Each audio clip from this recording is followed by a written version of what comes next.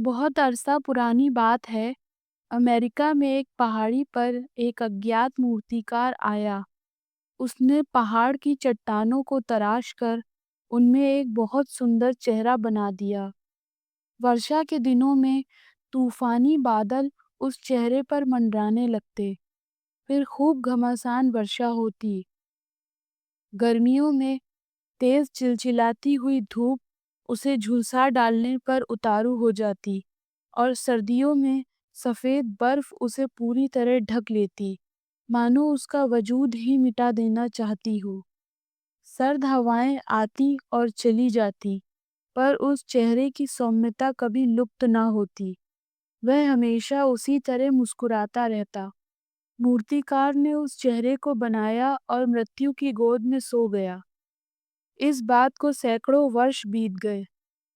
जब उस मूर्तिकार ने वह चेहरा बनाया था, तब वह क्षेत्र एक बीहड़ जंगल था, परंतु धीरे-धीरे उस चट्टान चट्टान के चारों तरफ एक छोटा-सा गांव बस गया। गांव का जो भी व्यक्ति चेहरे की तरफ देखता, उसे लगता जैसे यह चेहरा मित्रता और प्रेम की भावना लिए उसकी ओर देखकर मुस्कुरा रहा है। लोग उसे पर्वतों का संत कहकर पुकारने लगे। उस चेहरे पर दुनिया भर की सादगी व पवित्रता थी। ग्रामीणों में उस चेहरे के प्रति इतनी श्रद्धा थी कि उसकी पूजा किया करते थे। उनका विश्वास था कि वह किसी देवता का चेहरा है। उसी गांव में एक छोटा सा बच्चा अपनी माँ के साथ रहता था।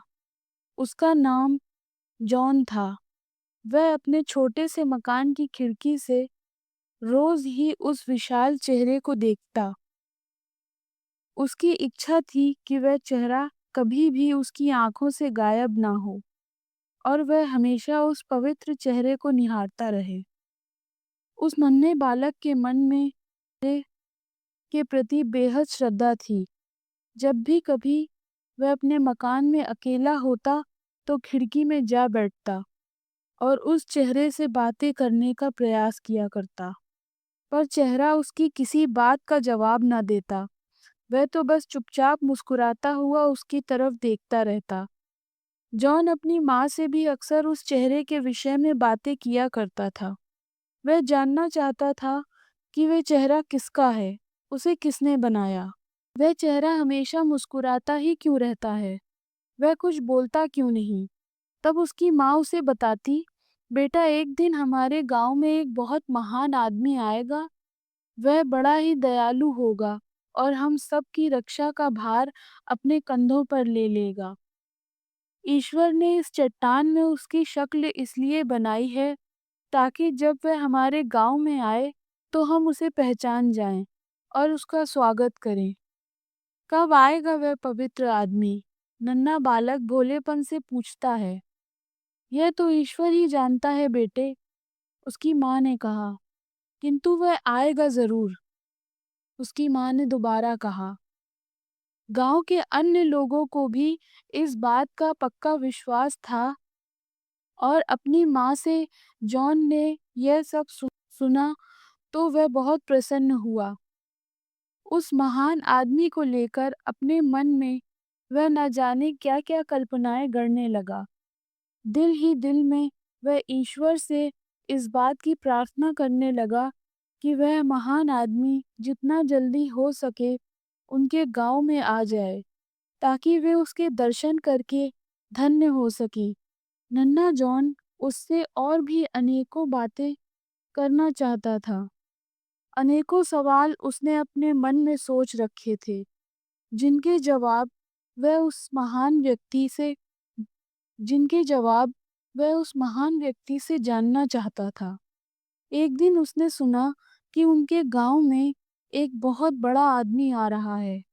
जब वह छोटा था तो इसी गांव में रहता था, पर अब वह बहुत धनवान होकर लौट रहा है।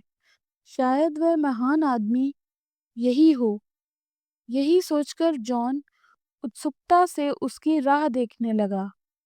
जब वह अपने पूरे ऐश्वर्य और शान के साथ सोने के रथ पर बैठकर गांव में आया, तो बहुत से लोगों ने कहा, इसकी शक्ल तो चट्टान पर बने उस चेहरे से बिल्कुल मिलती है।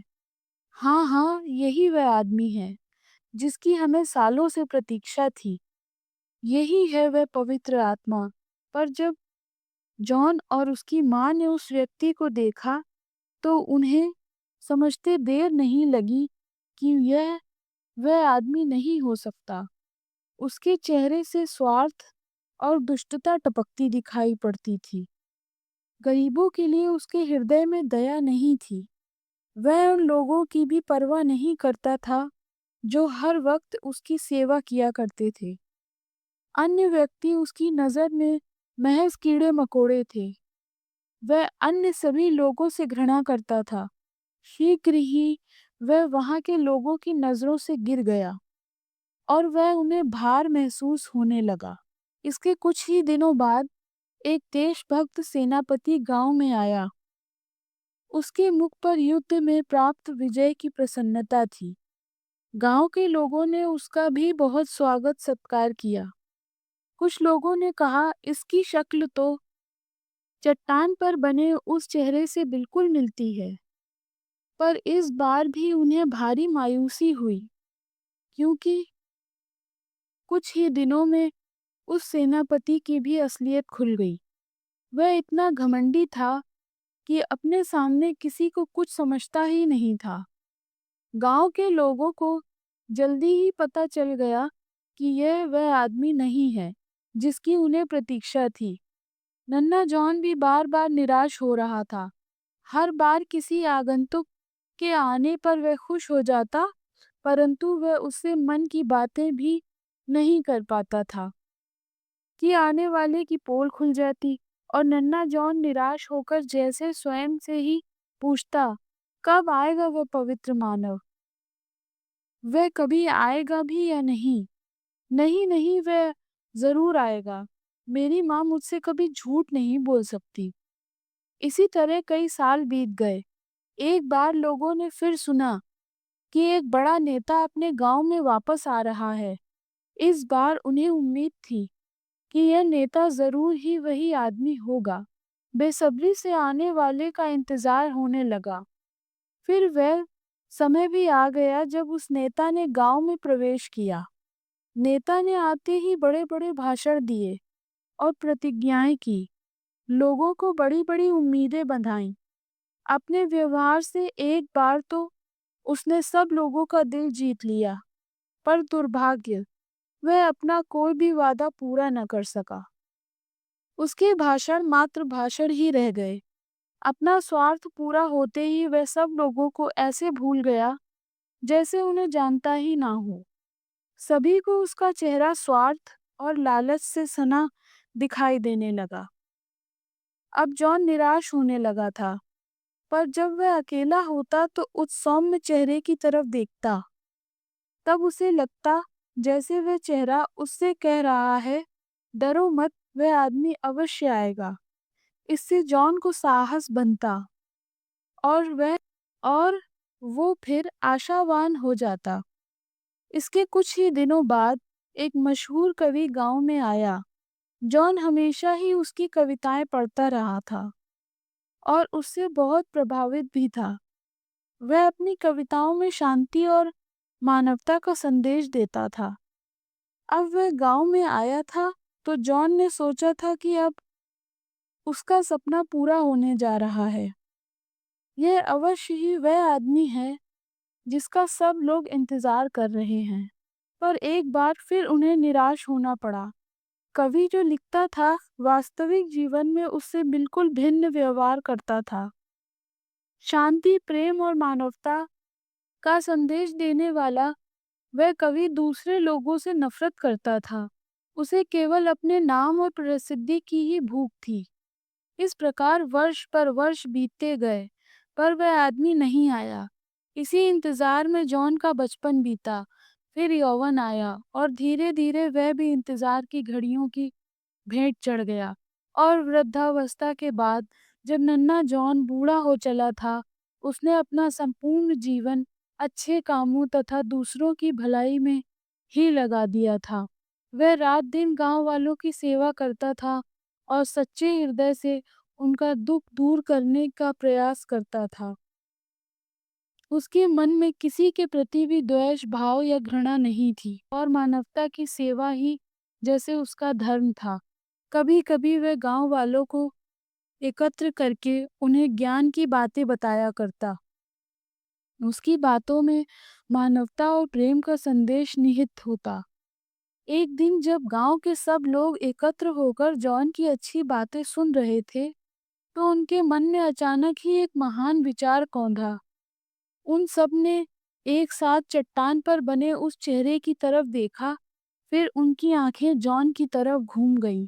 अगले ही क्षण वे सब प्रसन्नता से एक साथ चिल्ला उठे, मिल गया हमें वो आदमी, मिल गया। जॉन ही वह आदमी है जिसकी शक्ल पर्वतों के उस संत से बिल्कुल मिलती है। यही वह पवित्र आत्मा जिसकी हमें वर्षों से प्रतीक्षा थी। यही पर्वतों का वह महान संत है। दोस्तों, मेरी आवाज़ में कहानियाँ सुनना आप लोगों को अगर पसंद आ रहा है तो मेरे चैनल को प्लीज़ लाइक, शेयर और सब्सक्राइब कीजिए और कमेंट बॉक्स में मेरे लिए कमेंट ज़रूर कीजिए और प्लीज़ मुझे सपोर्ट कीजिए। धन्यवाद दोस्तों।